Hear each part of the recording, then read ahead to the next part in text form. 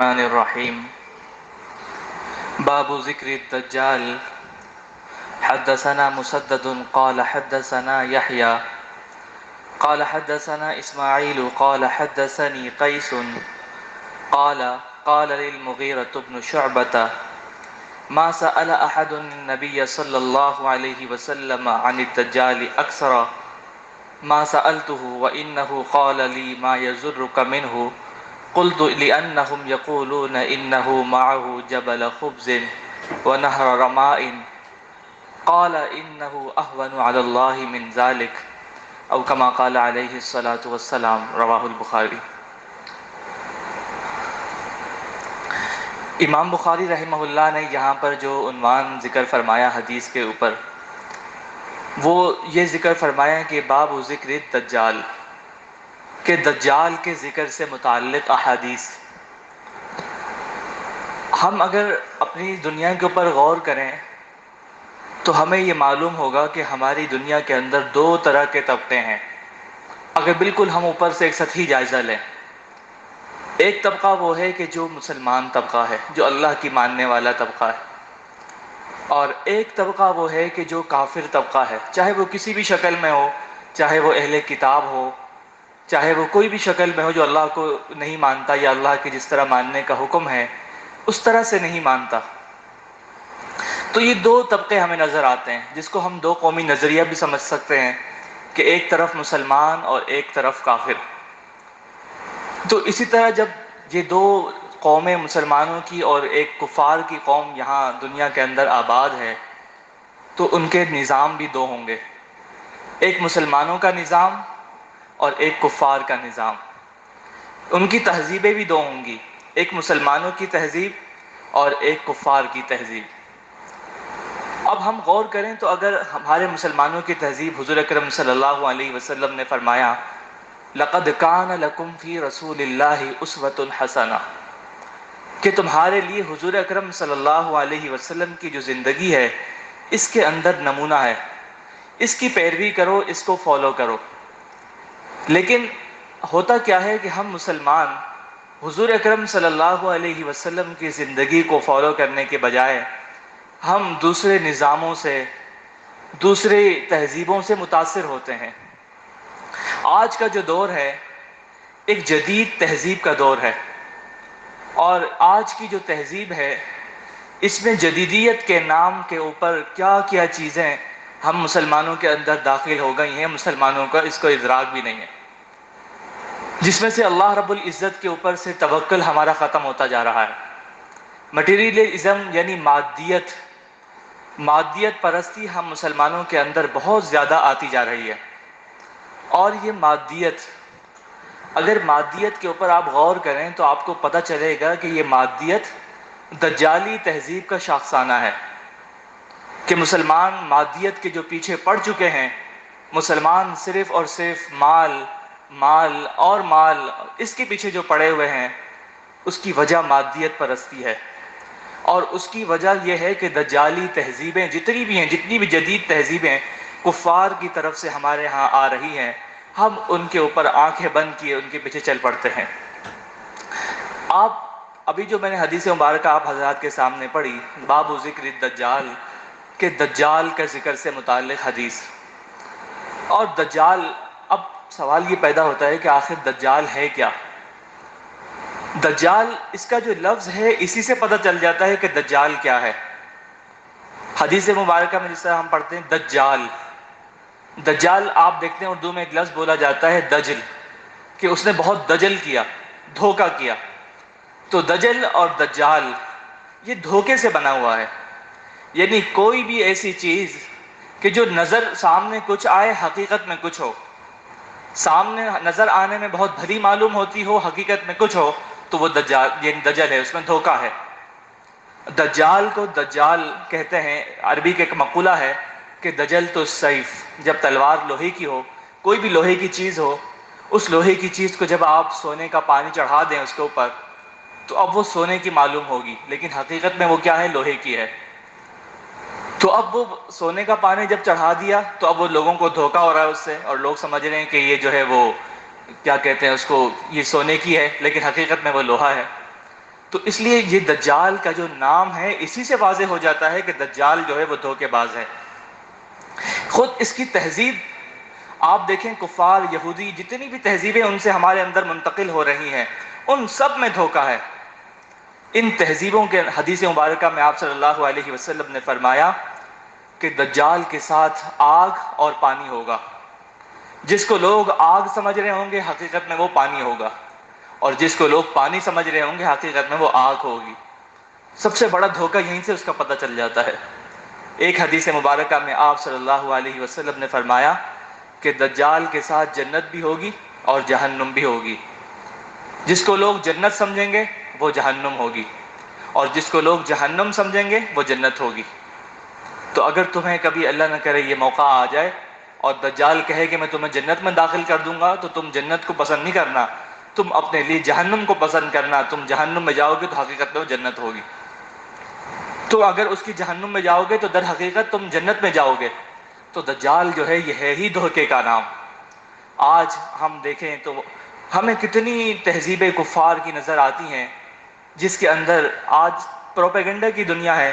ایک سائنٹسٹ ہیں مشہور، انہوں نے ایک بات کہی، اور وہ بہت مشہور نام ہے، نام ان کا میرے ذہن میں نہیں، بہت مشہور ان کا ایک مقولہ ہے کہ دنیا کے اندر کوئی بھی جھوٹ، اس کا پروپیگنڈا اتنا تیزی سے کرو، اتنا زیادہ کرو کہ لوگوں کے دلوں میں وہ بات بیٹھ جائے، اور پھر لوگ اسی کو صحیح سمجھنے لگیں، اس جھوٹ کو سچ سمجھنے لگیں، اتنا تم اس کا پروپیگنڈا کرو۔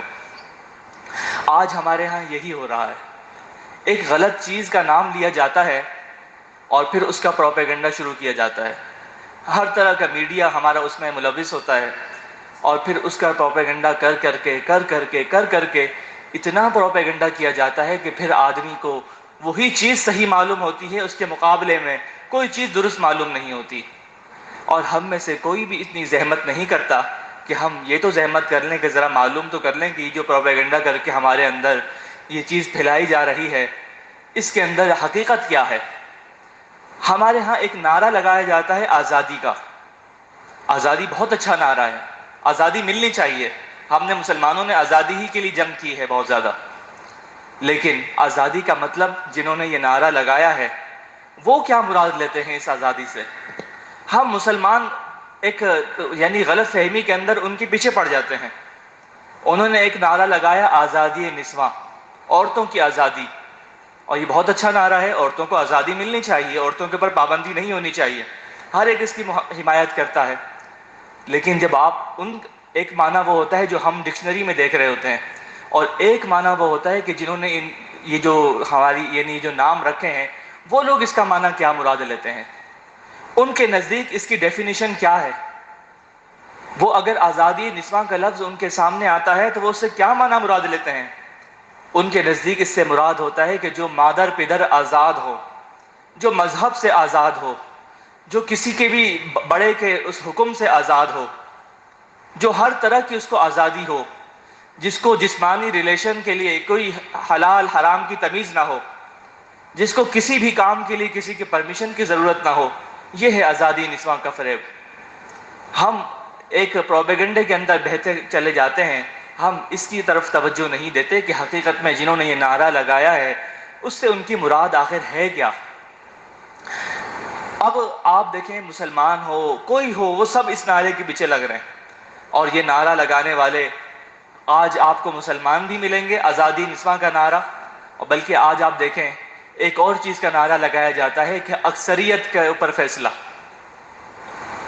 اب اکثریت جس چیز کو جائز کہہ دے وہ جائز ہے، اکثریت جس چیز کو ناجائز کہہ دے وہ ناجائز ہے، حالانکہ قرآن حدیث سے یہ بات ہمیں معلوم نہیں ہوتی۔ اکثریت تو یہ سمجھتی ہے کہ اکثریت تو آپ دیکھیں دنیا میں لوگوں کا دل کیا چاہتا ہے، غلط کام کو چاہتا ہے، تو اس کا مطلب ہے کہ غلط کام جائز ہو جانا چاہیے۔ پارلیمنٹ کے اندر بیٹھ کر اگر اکثریت یہ فیصلہ کر دے کہ زنا حلال ہو گیا تو کیا زنا حلال ہو جاتا ہے؟ ہرگز نہیں حلال ہوتا۔ تو ضرورت اس وقت اس بات کی ہے کہ ہم اکثریت سے نکل کر باہر آئیں۔ ہمارے پاکستان کے قانون کے اندر الحمدللہ یہ بات موجود ہے کہ قرآن و سنت سے ہٹ کر کوئی قانون نہیں بن سکتا، ورنہ یہ اکثریت بہت بڑی فساد بڑھتا ہے اس سے۔ قرآن کریم کے اندر اللہ رب العزت فرماتے ہیں وَإِن تُطِعْ أَكْثَرَ مَنْ فِي الْأَرْضِ يُضِلُّوكَ عَنْ سَبِيلِ اللَّهِ، کہ اگر آپ اکثر لوگوں کی دنیا کے اندر پیروی کریں گے تو آپ کو یہ لوگ گمراہ کر کے رکھ دیں گے۔ اکثریت کی پیروی نہیں کرنی، اکثریت کے پیچھے نہیں چلنا، ہمیں حق بات کے پیچھے چلنا ہے۔ تو اس لیے ہمیں کسی بھی پروپیگنڈا کا شکار نہیں ہونا چاہیے، اسلام کی جو تعلیمات ہیں ان تعلیمات کے پیچھے چلنا چاہیے۔ اگر اکثریت کوئی فیصلہ کر دے اس کا فیصلہ ہمیں قبول نہیں کرنا چاہیے، ہمیں اس کو پرکھنا چاہیے کہ یہ قرآن و سنت کی تعلیمات کے مطابق ہے یا نہیں۔ کوئی بھی فیصلہ، کوئی بھی پروپیگنڈا اگر ہمارے سامنے آتا ہے ہمیں قرآن و سنت کے اوپر پرکھنا چاہیے۔ تو آج میں نے جو دجال سے متعلق یہ حدیث آپ حضرات کے سامنے پڑھی، آپ صلی اللہ علیہ وسلم نے فرمایا کہ ہر قوم، ہر نبی نے اپنی قوم کو اس دجال کے فتنے سے ڈرایا ہے، یہاں تک کہ حضرت آدم ثانی حضرت نوح علیہ السلام نے بھی اپنی قوم کو ڈرایا اس فتنے سے، اور فرمایا کہ میں بھی تمہیں ڈراتا ہوں۔ اور آپ صلی اللہ علیہ وسلم نے ایک حدیث مبارکہ میں فرمایا اِنَّهُ مَعَهُ جَبَلَ خَبْزٍ وَنَهْرَ مَاءٍ، فرمایا کہ اس کے پاس ایک روٹیوں کا پہاڑ ہوگا اور اس کے ساتھ وَنَهْرَ مَاءٍ، اور فرمایا کہ اس کے پاس پانیوں کی نہریں ہوں گی۔ لیکن حضور اکرم صلی اللہ علیہ وسلم نے فرمایا کہ تم اس کے پاس اتنا مال و دولت، اتنی مادیت یہ دیکھ کر متاثر نہ ہو جانا۔ فرمایا کہ اللہ رب العزت کے اوپر یہ بہت آسان ہے، اللہ کے لیے کوئی مشکل نہیں ہے یہ کام۔ اللہ اگر چاہیں سب کچھ اللہ کا بنایا ہوا ہے، سب چیزیں اللہ کی تخلیق کردہ ہیں، تم اس کے مادیت سے، مال و دولت سے تم دھوکے میں نہ آ جانا۔ تو آج یہ حدیث بیان کرنے کا مقصد میرا یہ تھا کہ دجال کا جب بھی ہم تذکرہ پڑھتے ہیں تو وہیں ہمیں ایک دوسری حدیث بھی پڑھنے کو ملتی ہے، اور آپ صلی اللہ علیہ وسلم نے فرمایا کہ جو آدمی سورہ کہف کو اس طرح سے پڑھے جس طرح سے سورۃ کہف نازل ہوئی ہے تو فرمایا کہ دجال اس کے اوپر پھر قابو نہیں پا سکے گا۔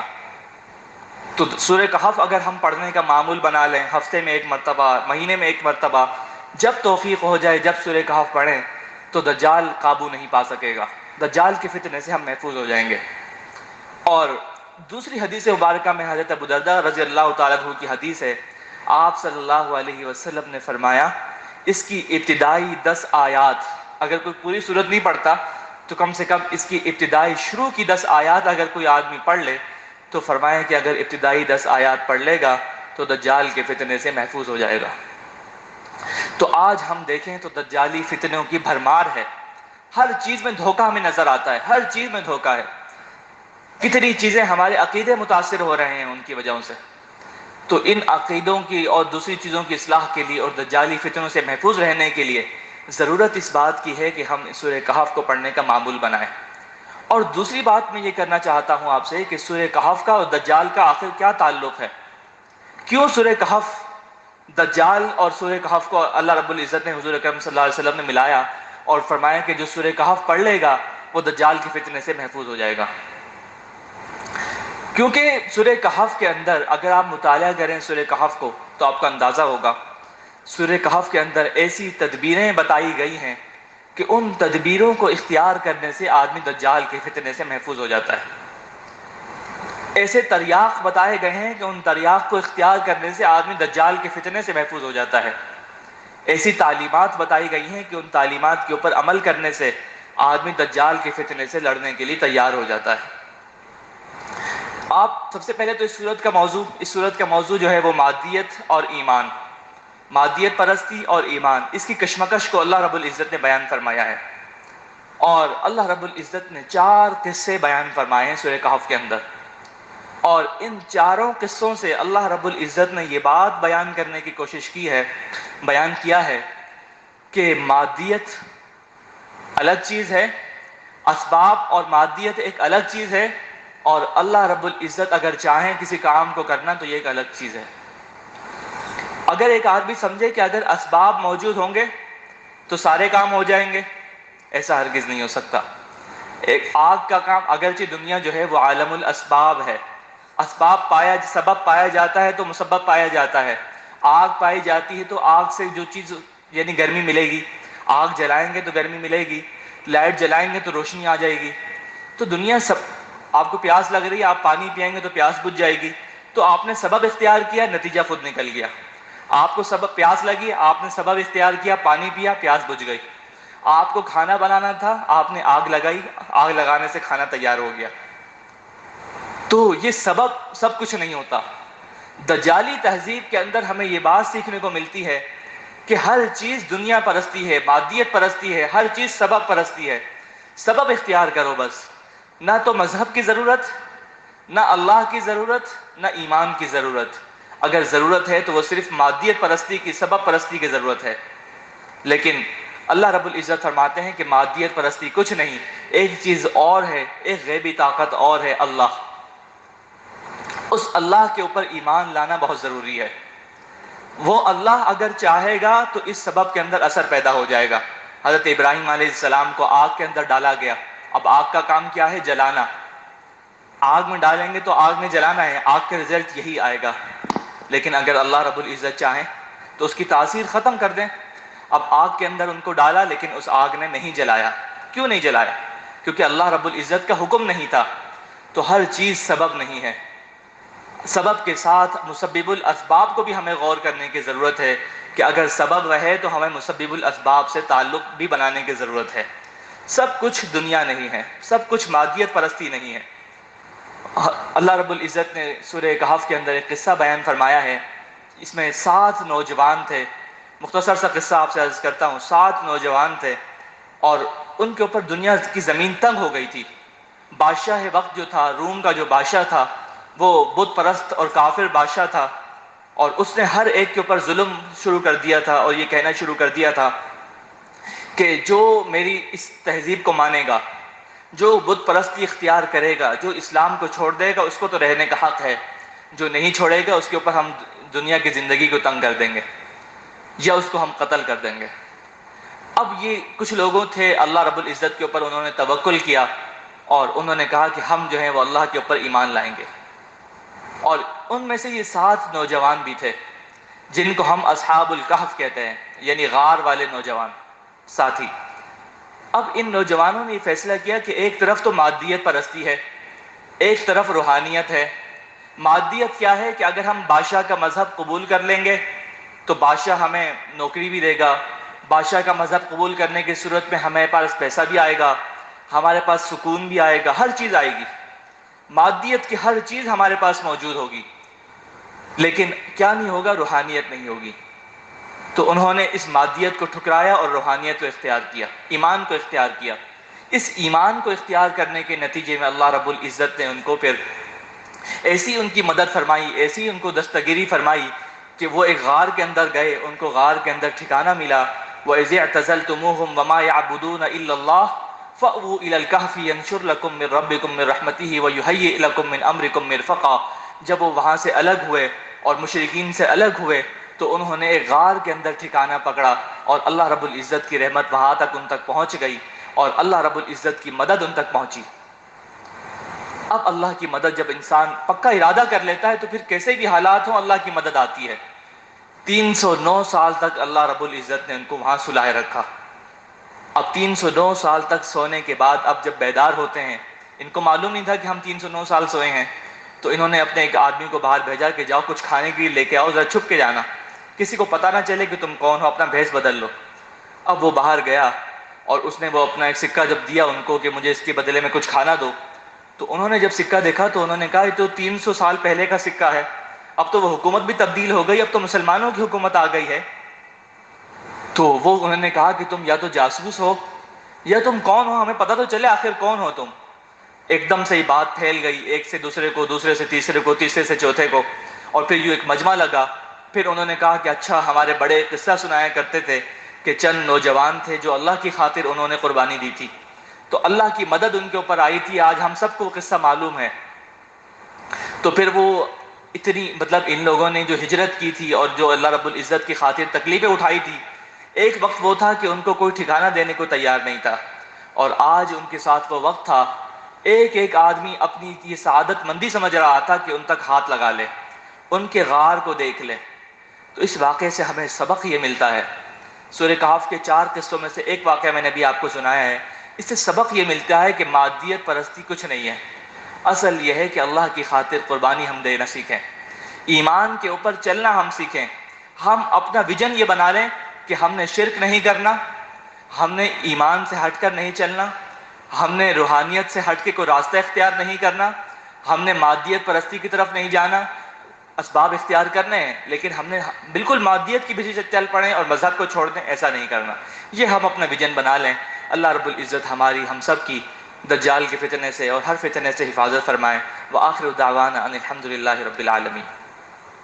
اللهم انا نسألك من خير ما سألك منه نبيك وعبدك وحبيبك سيدنا محمد صلى الله عليه وسلم، ونعوذ بك من شر ما استعاذك منه نبيك وعبدك وحبيبك سيدنا محمد صلى الله عليه وسلم، وأنت المستعان وعليك البلاغ ولا حول ولا قوة إلا بالله العلي العظيم، وصلى الله تعالى على خير خلقه محمد وعلى آله وصحبه أجمعين برحمتك يا أرحم الراحمين۔